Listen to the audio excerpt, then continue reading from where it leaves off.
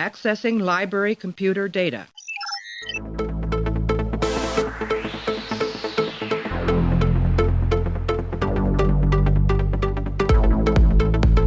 to make sure that history never forgets the name Enterprise. Hey everybody, welcome to the Pensky Podcast. You haven't tuned in before, this is a podcast where we are running through all 178 episodes of Star Trek The Next Generation, giving our thoughts and feelings about each and every one. Right now we're up to episode 5 of season 6. This one is called Schisms. Directed by Robert Weimer. Teleplay goes to Brandon Braga. Story goes to Jean-Louis Matthias and Ron Wilkerson. It aired back on October 19th, 1992. In this episode, several of the Enterprise crew members having difficulty sleeping or having lost track of time find themselves having strange emotional responses to normal objects. The affected crew realize that they had a common experience. They've all been abducted by aliens. Sean is here to talk about this one. It's Schisms. It's kind of a weird episode. So what do me and Sean think about it right after this? How's the scan going, Data? I've just started the scan. Did you not go to sickbay? Data, I've been there for over an hour and a half. That is not possible. My internal chronometer indicates you've been gone for exactly 1 minute 15 seconds. Well, I'm telling you, Data, I've been gone for over an hour. Computer, what is the time, please? The time is 14:27 hours. You are correct. 90 minutes 17 seconds have passed since you left the room. What have you been doing all this time? I have no memory of events during that period. When we have finished here, I will perform a self-diagnostic. You know, first we picked up a false EPS explosion, then my visor cuts out twice, and now you lose an hour all in this cargo bay. So, Sean, Schisms is kind of a fun episode. Yeah. do you agree or you disagree? Yeah, nothing but laughs, man. Yeah, it's a lighthearted adventure about alien abductions taking place in the 24th century. Although this episode is weird to me. It doesn't feel like TNG really in a lot of ways. I think it's very unique in how it goes about things, how the plot resolves itself, and eventually just sort of where it ends up. Right. Did you have any sort of initial thoughts that you want to get off your chest with this one? Well, you have fresh perspective on all these. For me, this one is one I usually skip when I'm, playing this show in the background. I don't know why. I don't know. It's just whatever people get out of it on the first viewing, I feel like it doesn't hold up if you have to watch it again. I agree with that. I watched it twice for this, and it's funny you say that. I feel like the response to this one is either people really like it or people don't like it all that much. Yeah. I really like this one, and although watching it in quick succession makes you realize that it's got a lot of problems on the second watch through, that I think the tone is so good for it, like, and the sort of like the way the episode feels carries a lot of the initial response to it, I think. Right. And that kind of goes away once you're aware of A, what's happening, and B, that's the kind of like feel that they're going for, and you start to pay attention to what's going on in the episode, and it doesn't make a lot of sense. But it's creepy. Yeah, I'll give it that. There are moments where I feel like it was genuinely creepy, especially 25 years later. For it to still kind of have something about it is pretty impressive. The holodeck scene, I think is a really great scene. I think it holds up really well. Yeah. Especially it gives you an appreciation for how creepy sounds can be when they start playing the clicks in the background. Yeah. It's Totally. It's really, really, really well done. So I had been bitching about the past couple season wrap-ups that Riker has been pushed off to the side, and this is a strong Riker episode in my opinion. This is season 6 features Riker quite a bit. Yeah. What did you think about Riker as the main cast for this one, and B, how do you think the cast was used in this episode? I guess we'll start there. Whew. I don't know. Can you answer first? Sure. I'll give you. So I liked Riker. I think Riker was perfect as the one that this is happening to. Mm-hmm. I start to, on rewatch, the episode starts to fall apart a little bit for me when the people who have been abducted are largely the main characters. Right. And they have that one woman who gives like terrible line readings about like, yes, it was cold when she's in the holodeck with them. She seems to be the only non-bridge officer that's being abducted. And I think it would have been a lot better if Riker was the only main character that was being abducted, and he was working with characters we had never met before. Right. Well, did they ever explain why he got picked to be abducted so many times? No, it also doesn't make sense because when we open the episode, Riker is suffering from this problem of sleeplessness. Right. And then the episode goes on to say that Geordi doing whatever he did to the engines caused the aliens to find him, which doesn't make any sense. That's not what they were saying. Yeah, I think they fucked up the editing there. Yeah. So I don't know. I mean, I enjoy him. They don't ever say why Riker has been picked Right. more than once. I think it's because they're confused by beards. Yeah, that's. I mean, they're confused by the beards. They're confused by his what arm bone is connected to the knee bone or whatever it is. They also abduct Data, which is a weird choice, I think. Yeah, I was surprised because whenever there's something like this happening to the ship, you always have to think of how Data would respond because he's not organic, so he would react differently. So it's hard to cast a spell on the ship, and then you have to like think about how do we handle Data, though, you know? Right. I think they threw that in there just to try to cover their bases. Right, that he's not immune to whatever's going on. Right.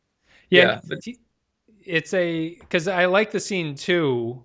It's funny because I feel like the episode is a whole bunch of cool scenes that when you start to put them together, it doesn't really make a whole lot of sense. Like I like the scene where Geordi comes back and he's like, Data, what have you been doing for an hour and a half? And Data can't believe that the hours were missing. I like that, but it doesn't fit in with the MO of how the aliens have been abducting people. Right. I feel like once they abducted Data, because he's way more interesting than Riker, I feel like they would have just kept him. Yes, yeah, he's the they compare it to like a fish tank or something at the end, and Data would be the goldfish with the shiniest tail or something. What did you think of Data's poetry at the beginning?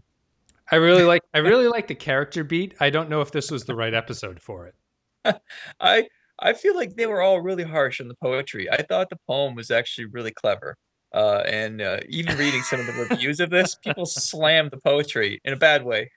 Well, the poetry is kind of, I think people who would be like really into prog rock would like his poetry because his poetry is all about ridiculous things being said, but over a very like perfect meter of how he's saying it. Yeah. So I think if you like listen to, like Dream Theater or things like that, like in your casual listening time, you'd probably appreciate his poetry. Not saying that you do, but there's an aspect to his poetry that I like. Right.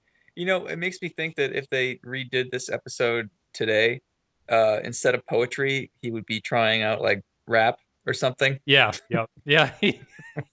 And his flow would be ill, but it would just not be. It would not have any street smarts that would go along with it. And everyone would knock him on his cracker ass. Oh man, yeah, Data's definitely the whitest character on the ship, and it's a ship full of white people. That's right. When he's making friends with Geordi. He's got to be friends with the black guy on the ship.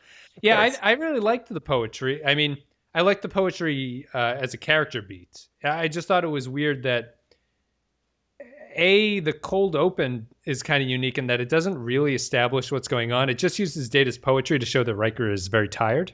Right. And sorry, go ahead. No, you go ahead. I'm pretty much done. Well, the cold open to me, before they roll credits, I thought that the only hook was, oh, Riker can't sleep. That didn't really seem like much of a thing. I don't remember. Was the Data stuff there at the very, very beginning? Yeah, that he's reading his poetry in the very beginning. Okay. It's a very long cold open. It goes on for a couple scenes. Right. Yeah, and after that, it fades into the just sort of Riker is having these things done. It's a well-directed episode. There's a lot of camera shots that they do really well, and it's very darkly lit.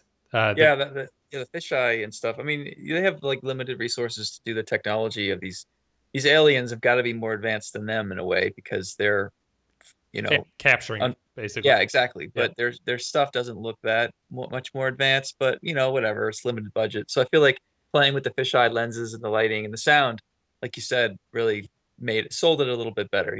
Yeah, exactly. And I think it's all attitude for this one because I guess the problem for me starts when I really like the Riker storyline, and I kind of confused this episode with Frame of Mind, which is the one where he's in the play and he's going crazy. Yeah, I was thinking that too. the same like disheveled haircut. He's all exhausted. It's a very similar vibe for Riker. Right, and he's not 100% sure what's going on Right. around him, and it's also in this season. Both of those episodes are in this season. I Ooh. think Frame of Mind is the better episode, but I confuse it with this one, and I kind of wish that they had played up his confusion a little bit more, and maybe we only realize for a longer time that something's wrong with Riker, because they very quickly move into scenes where Geordi starts yawning. And Riker's like, "Oh, I know how you feel. I haven't been sleeping in days," even though they just had a scene where Riker was shocked that Geordi came back in the morning. Right. My one flaw, that scene where Geordi comes back and Riker can't believe it's the next morning is not well directed at all. No. Well, it feels very startling, which is what I would imagine how Riker feels. Well, But I don't I'm not sure. understand. I don't understand why they took the camera off of Riker at all. Right. If you want to make it seem like no time has passed and be in his Oh, shoes, yeah. you know what I mean? Yeah. That'd be great. Instead they cut to Geordi outside, and it's like, oh, it's the next morning because he's coming back, and then Riker can't believe it. It just didn't make a lot of sense to me. Right. Yeah, that would have been better. You're right. So let's say, Well, what do you think about Troy guiding them through their memories? Do you think she does a good job? That's her character? yeah, I think that she's the only character to do that. I Right. think she does an effective job. She doesn't really play on her counselor abilities at all. Right.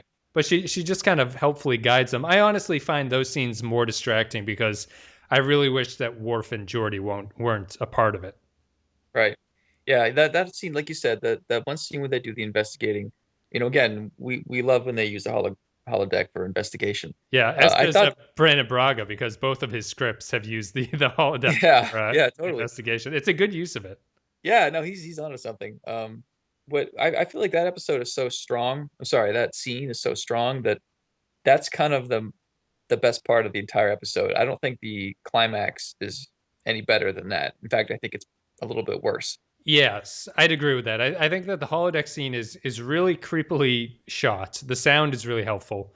Right. The only thing that distracts me a little bit is that the computer gives them a wide range of stuff depending on what they ask for. Yeah. It never keeps like the table when it alters from a table that's flat to a table that's at a 15-degree angle. It changes it completely in Yeah. design as to what it was. Right.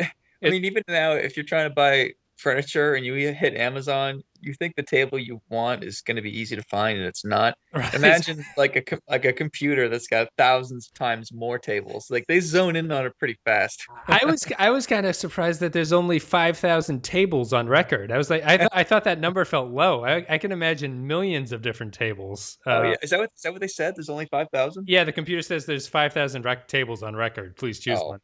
yeah, that they need to update that.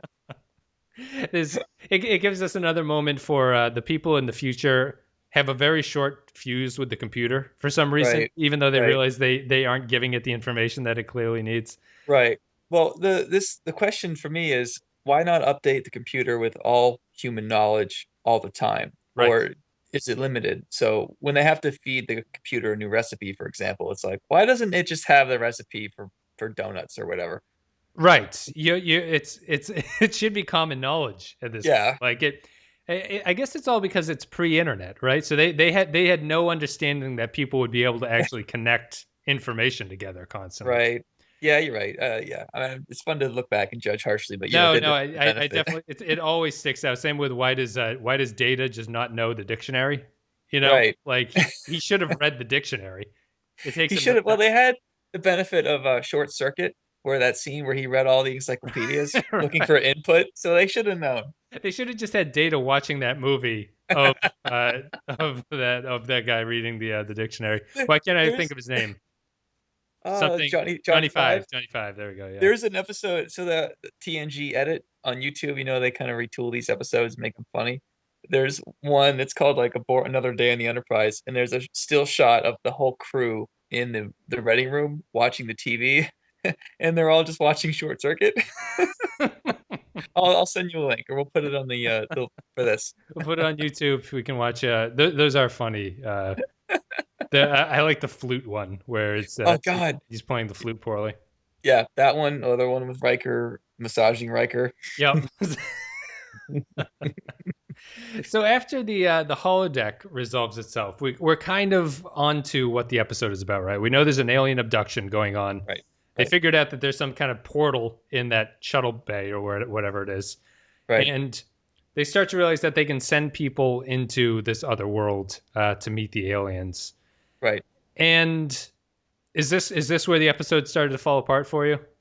Yeah, well, if I had to redo it, I would try to keep the best scene, the one I mentioned, should be closer to the end, and they can have a resolution close to that, or keep the stakes high, or keep the tension there. I Yeah. don't know what it is about separating it. Like it makes sense logically. Like they send him back in with a trick ready to go, Yep. and they sort of take the aliens down that way. But I don't know. It'd be nice to kind of keep that creepy investigation scene. Yes. Yeah, I totally agree because my favorite of the non-great Star Trek episodes, my favorite are these mystery kind. Yeah. And I really wish that they had maintained it. It felt very similar to Remember Me, which is the Crusher one where people are disappearing on the ship and she's the only one Yes. that notices. Wait, is that when no one is sleeping as well? No, people are sleeping in that one. It's just like she goes around and she's like, "Oh, like where's Riker?" And then everyone goes, "Who's Will Riker?" Like no one seems to Right. remember that Oh these yeah, people yeah, exist. yeah, yeah. That one had a similar thing where they revealed the answer to the mystery way too early. Right. And so you spend the last 2 acts of the show going like, yeah, come on, Beverly. Like we got to get back to the real thing. Like we know what's Yeah. going on. Yeah, It's it's not a mystery, it's a math problem at that point. yeah. And you know, they're going to fix it. And it's really just pure technobabble to fix it. Right. Yeah, So it's not very satisfying. totally. But you know what? One thing you just kind of pointed out was I feel like this episode, it feels like Remember Me. It feels like the other one where Riker is on stage. Yep. And then it reminds me of the one where the whole ship isn't sleeping. And at the Yes. end, Yeah. Data excuses the captain or whatever. Like this feels like if you want what this episode has, there's 3 other episodes which might do it better. Yes. That if you want one angle of this episode, it's funny you mentioned that because we just watched Man of the People, which is a Yeah. terrible episode, but it feels like they took 5 other episodes that have already come before and threw them together. And I'm Right. starting to get a little bit, I know season 6 picks up, but season 6 is the first time in watching all these episodes that I'm really starting to feel like they're repeating themselves a lot. Yeah, it's funny. Oh, I love 4 through 7, but I'd say 7 is kind of a clunker. Yep. I remember watching the extra features for the DVDs, and they interviewed a lot of the cast, and a lot of them loved season 6 the most. And they said it was the family season because there just is a lot of episodes where there's different family members, brothers, whatever, coming into play. And it always stuck with me. And I don't know what episodes you've seen yet, but I'm surprised that it's kind of falling flat for you. Early season 6 is not good. The second half of season 6 is probably the strongest stretch the show ever had. Oh, okay. Yeah. Starting with like Chain of Command, moving Right. through a whole bunch of other stuff. But we're a little bit away from there. But it's funny you say that because I feel like season 4 is the family season. Yeah. Season 6 to me, for context, is the showrunners have largely moved to Deep Space Nine at this point. So Okay. I think the writing room was a little bit loosened up because we're starting to do things like we're starting to bring in TOS cast members. Scotty Right. just appeared. They're starting to get a little bit looser with how the tone of the episodes are, judging by this one, Right. Right.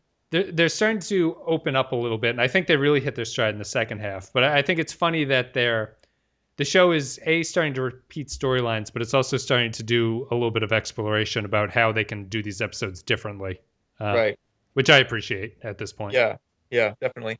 I wonder for the new series that's coming out if they're going to make it more linear, like a giant movie in 8 different parts, or if it's going to be self-contained episodes like this. I think they'll do a combination. My guess is a combination. At Right. this point. They're Yeah. going to have a overarching story that's going to be broken up with individual episodes, I think. Right. Right. Yeah, that makes sense. Like you have the A plot like X-Files, and then you'll have a lot of little B episodes which are Monster awesomely of the cute. Week. Yeah. Yeah, exactly. Yeah, I think because that's the only way to A, make it palatable to modern TV viewers, and B, make Star Trek fans happy. Right. Well, what do you think the best way to tackle sci-fi is? Do you think Monster of the Week episodes work well, or do you like Yes. when they're longer? No, I think they definitely, if it's not confirmed yet, they definitely have to anthologize the seasons.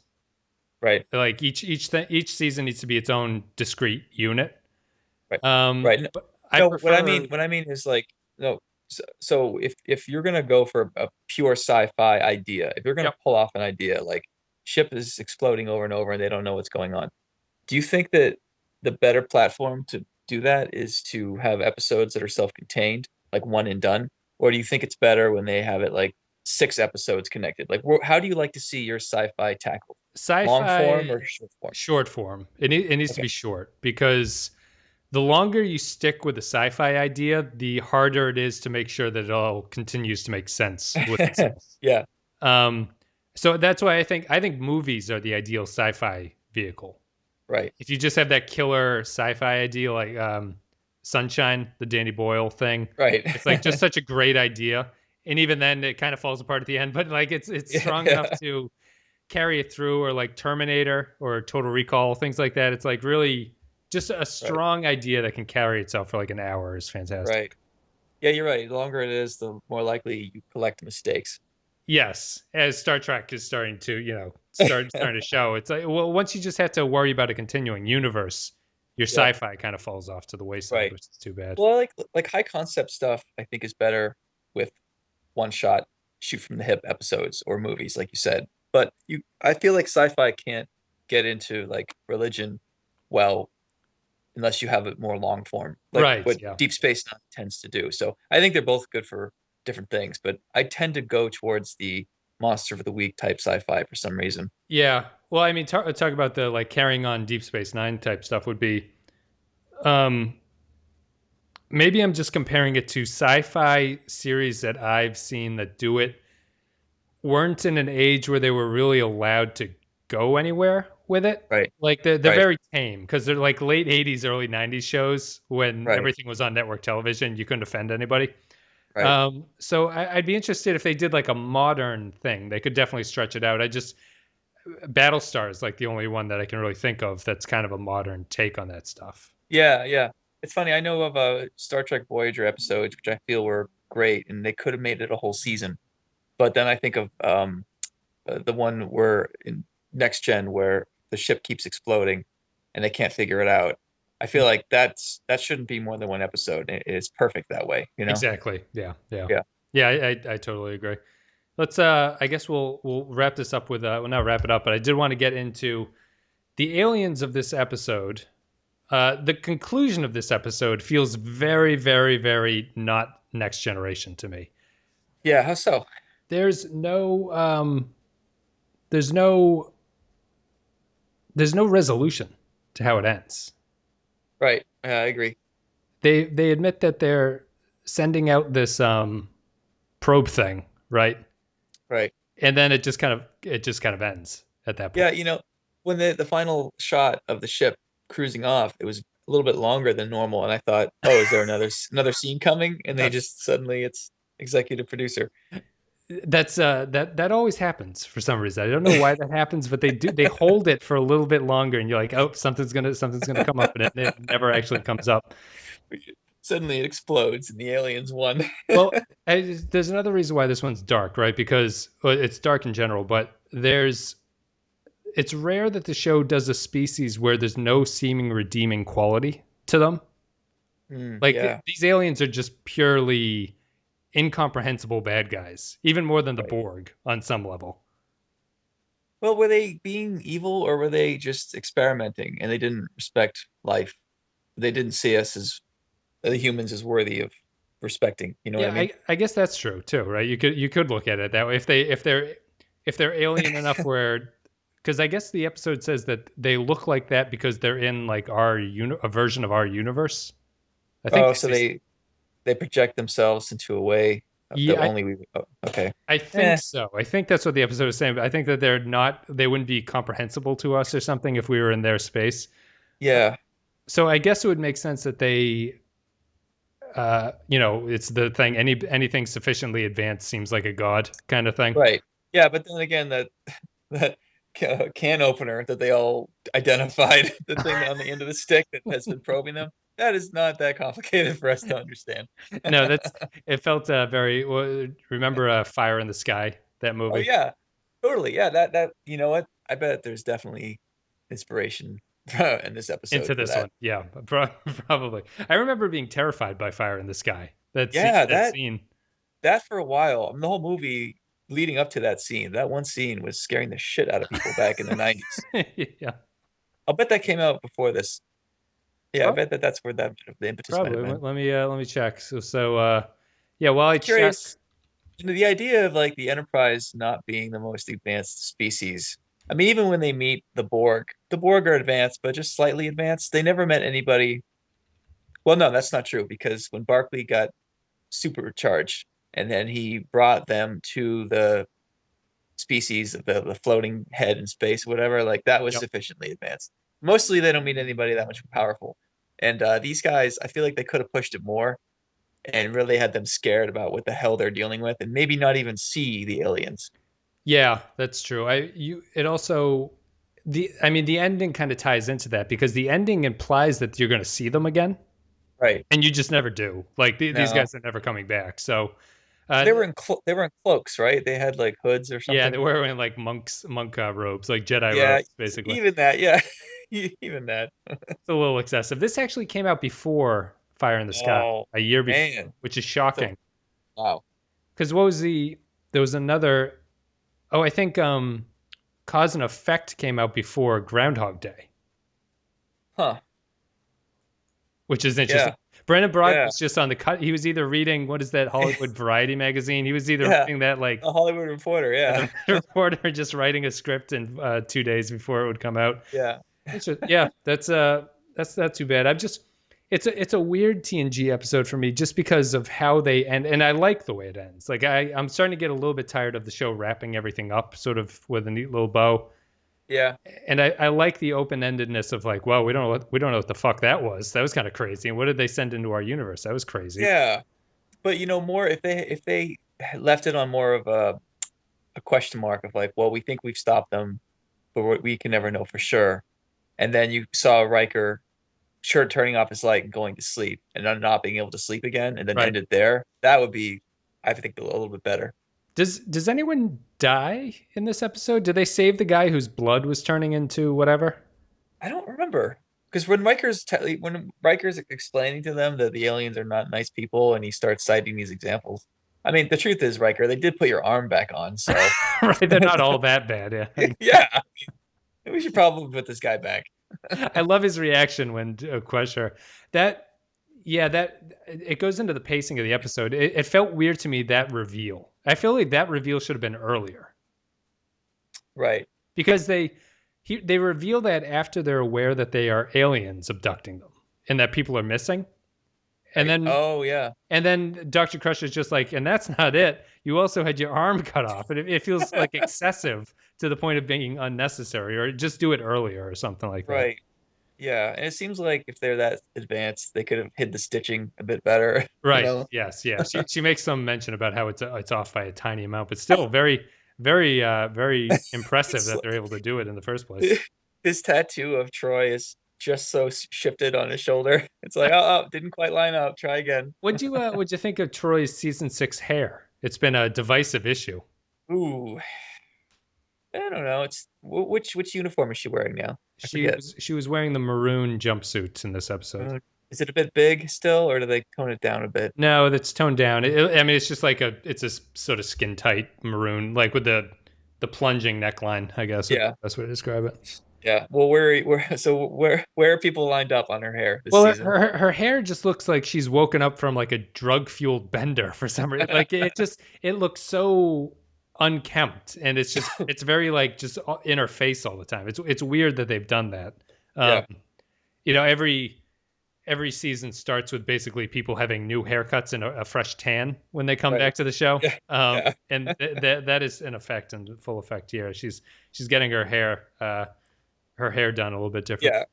Yeah. It's funny. When they first created a Worf, they gave him the bob and the Prince Valiant kind of haircut, Yep. and it's looked terrible. And they're like, well, we can't just have him show up with a full on ponytail or Motorhead next season. So every year it gets a bit longer. and it's after 7 years, almost long enough to start looking good. Once he starts tying it back is the best. That's the best Worf look Yeah. when he Or, gets into. I think it's probably season 7 when he's going to yeah, start yeah, doing yeah. that. Or when it's like him from the future and he's all gray and it's Right. all just he's like a gray ghostly king.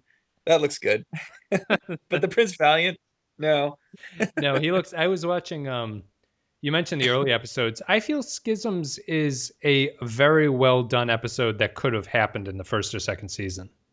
Do you know what I mean? Yeah, yeah, yeah, you're right. The I capability of the staff could have pulled this off and, earlier on. and it feels that it feels like it's a kind of episode that isn't totally like there's no reason why this is Riker doing this. You know what I mean? Right. They could stick anybody into it, and that feels of a very early season type thing. Oh yeah. And it Yeah, just I hear you. it ties into the fact that I'm going to go into this more in depth when we start doing the TOS movies and stuff. But I hope I'm pronouncing his name. I think it's Tarek or Tariq on Twitter. Had just mentioned that he was talking about the difference between the TOS movies and the TNG or the cast people, because I was talking about when Scotty appeared that Scotty brings a kind of warmth as the character to this TNG show, which I've never really noticed being so drastic before. Right. The original series cast is basically a family, where the TNG cast is not really a family. They're co-workers more than family. Yeah, you're right. And that's why I think that these kind of episodes work really well for TNG, because it doesn't rely on this kind of artificial familial thing to get the drama across. Right. And it's interesting that I think that's the difference why the TOS movies are superior to the TNG movies, because for a movie to work, you can't insert this kind of cast into a movie. There has to be like a strong character drama in the movie. Right. And Right. I think, sorry, go ahead. But I think that's why the TNG movies fall a little bit flat, because the TNG cast is better suited for episodes and the TOS cast is better suited for movies. Well, I feel like it's how it's the leadership style of Kirk versus Picard. When Kirk is walking around the ship with his shirt off, sweating, Right. After doing workouts, which happened, It does. and It he's happens always numerous times. winking and smiling and has his arm around everybody at all times.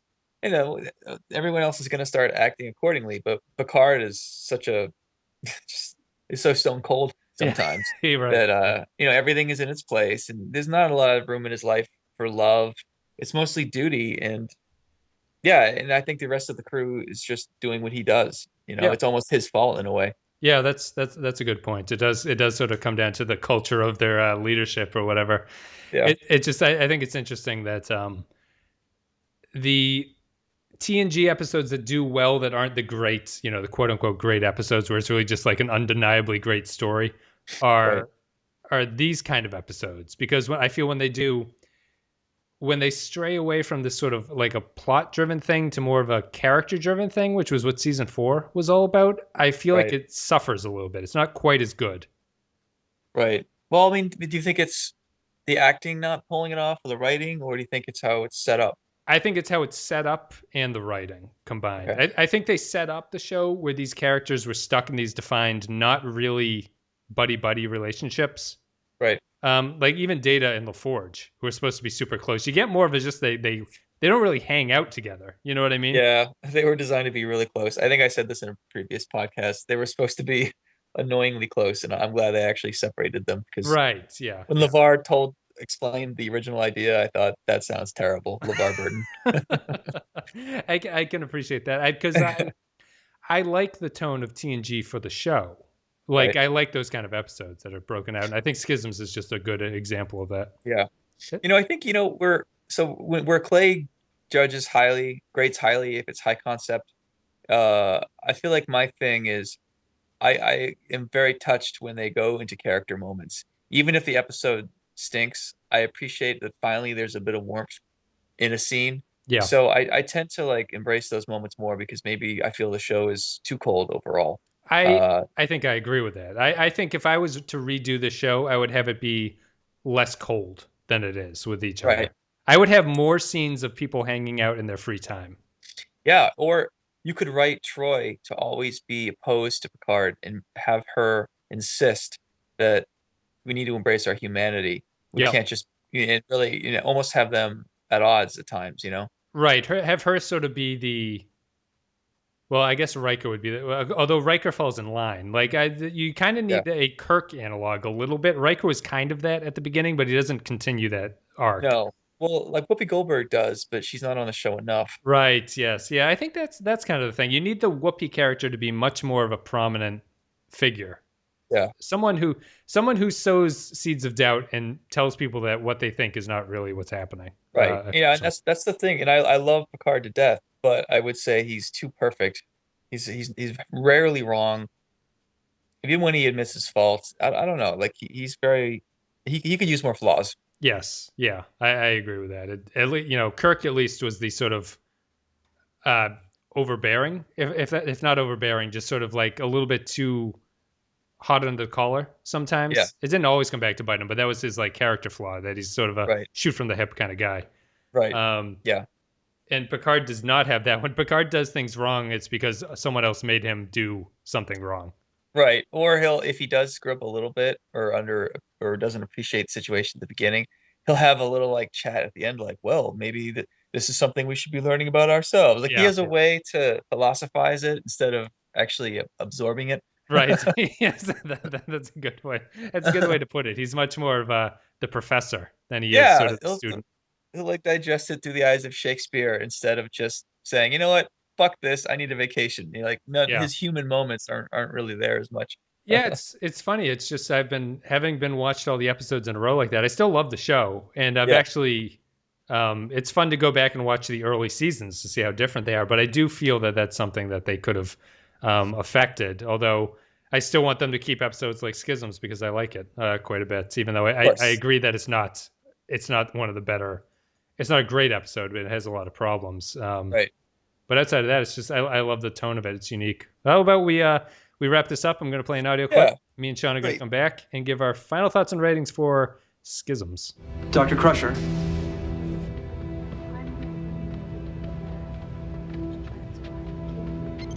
My God. What is it? It looks as though your arm has been severed and then reattached. What? The skeletal structure in your radius and ulna is offset by 0.02 microns. Your arm has been amputated and surgically reattached. I really love the word schisms. I think it's a good word. It's strong. Yeah. Yeah, good title. It's I'm a man who respects a good title. I appreciate good titles. That's your thing. Clay's It all is. high concept. You like a good title, and I like mushy character moments. Altogether, we have the next Star Trek series under our belts. Yeah, let's give our final thoughts and ratings. If you guys are on YouTube, you can click in the upper right hand corner of this video, and it'll give you a poll. You can vote what you think on our scale of 1 to 5, what you think this episode is. So, Sean, why don't you start us off? Would you just give me a light synopsis of what you thought, and then give me your rating? You've talked me into liking this a little bit more. I still wouldn't show someone new this episode. I wish that the Data stuff, like at the beginning, he was on one of his journeys for humanity, and it just kind of pittered out. And I didn't love the ending. I'm gonna go a high 2 or a low 3. Okay. Sorry. No worries. I sort of disagree that I think this is an episode I would show somebody who wasn't familiar. Right. So I think it's really, I enjoyed this one. I think it's rewatchable, although the flaws start to appear when it becomes watched again over and over. But I just like the tone. I think the concept is cool. It's weird that they haven't done an alien abduction story before. Right. That feels like a natural home run swing. Right. Right. I'm going to give it a 4 out of 5. I enjoy this one. I think it's one of those, it's sort of those second tier episodes that I enjoy watching. Yeah, interesting. Yeah, maybe it's just what bugs me about it is the tone. It's just it's a taxing episode on the characters. It feels taxing for me to watch. Yeah. But maybe that's just preference, if you're into that sort of thing. Yeah, that's I mean that's definitely potential. Is there any one thing you would switch that you think would save it, or you think it's just sort of the general idea here is not something that you're Oh, yeah, I don't know. I think I'd make it more intense. I think I'd push it even further. So it's not just the scarier moments are more impactful, and there's more of a climax, and it's exciting. Yep.